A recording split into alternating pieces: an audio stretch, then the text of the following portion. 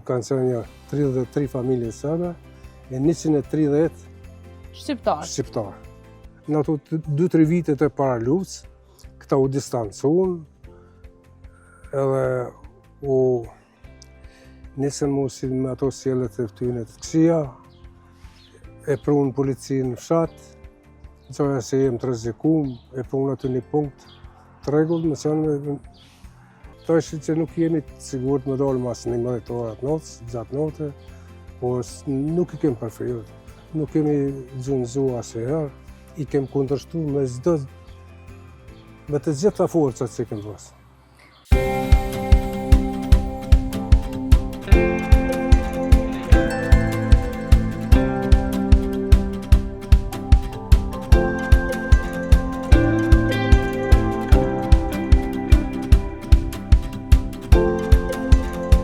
Përshëndetje miqtë e Kulinda, mirë se po takomi edhe këtë të shtunë.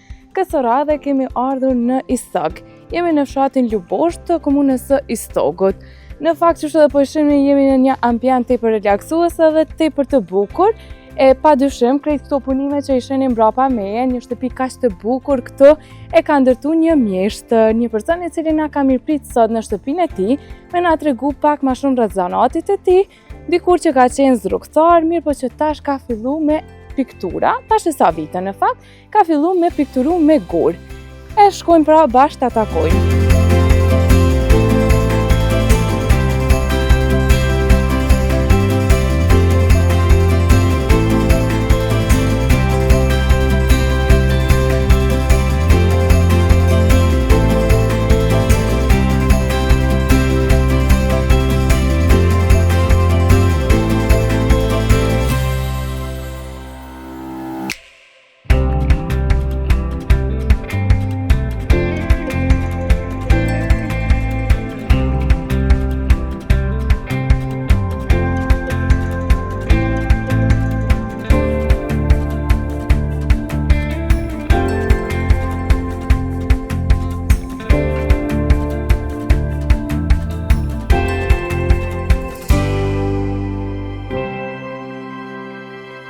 Tash jem bashkë me Halil Lajqen nga ky fshat, i cili na mirëpriti pra në shtëpinë e tij, në kopshtin e tij të bukur.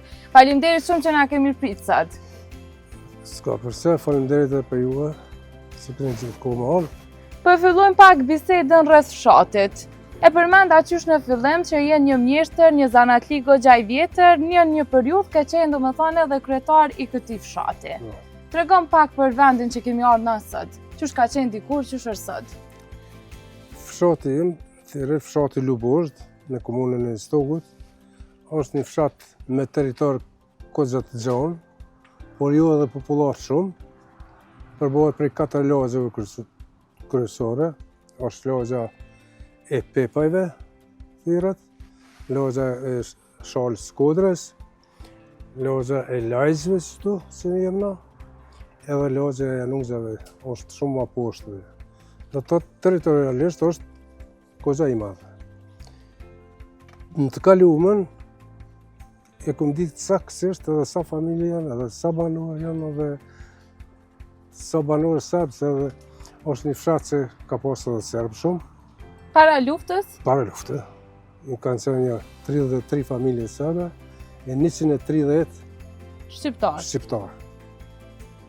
Faktikisht e kom ditë edhe për ata, sa banor janë, edhe datë lindjet, u dufke me bojtë shënime, po tash nuk i di për atë. Tash më nuk je kryetar edhe po e shijon pleqnin, më rahat. Po, tash i kemi institucionet tona, ata merren me këtë punë, është një fshat i qetë, shumë, kalojmë mirë, nuk ka probleme. Po përmend që ka pas sarb, sa ka pas atëherë tensione, probleme mes dy etnive? Po faktikisht u këtësu gjë nga prej viteve të 80-shë, kur u bon demonstratat të 80-shë, na kërkojshim republikë në kuadër Jugosllavisë, me qenë të barabartë me republika tjera, keni ata e kundërshtojshin këta dhe kështu erë tu ftuf, tu prish raportën mes vete, ata bëjshin presion, kishin pushtetin. Ne hekën edhe atë autonominë e 74-tës, që ka qenë, ka qenë faktikisht gati barabartë me rubrika, vetëm emrin s'ka pas. Tani ata e fuqizuan edhe autonomin, edhe kështu që gjithherë shkun presioni tu shtu ndaj shqiptarëve, të na largu prej pune, ko pas kohë, të mbyll shkollat. Na të gjithë pastaj tu aktivizu, tu bo rezistencë në format ndryshme, edhe erdhë deri te konfliktin i armatosur. A keni pas ndonjëherë për shembull presion tamam prej këtyre serbëve që kanë qenë lokal këtu? Po në fillim jo, po ka funi, në ato 2-3 vitet e para luftës, këta u distancuan, edhe u nisën mos me ato sjelljet e tyre të këqija, e prunë policinë në fshat, qoja se jem të rrezikum, e prunë aty një punkt të rregullt, më thënë pastaj u sillshin keq me qytetarë, u mundoheshin me bo orë policore, me kufizu lëvizjet në fshat, edhe e bonën ato, e mbrenën. Ani pse nuk jo kem përfill kurrë.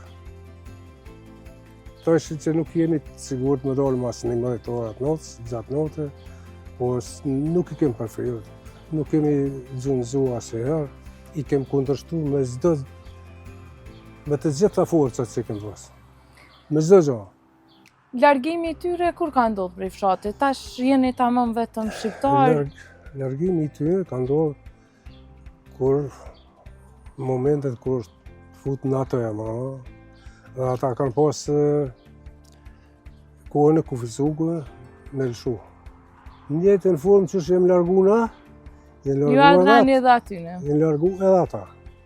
Unë ku pas raste më shumë herë dhe e kom pas që i kanë lënë të gjitha senat ashtu që kanë pas. Me bagtije, me shtëpia e me krejt. Në mëshirën e Zotit. Edhe ata janë në atë formë.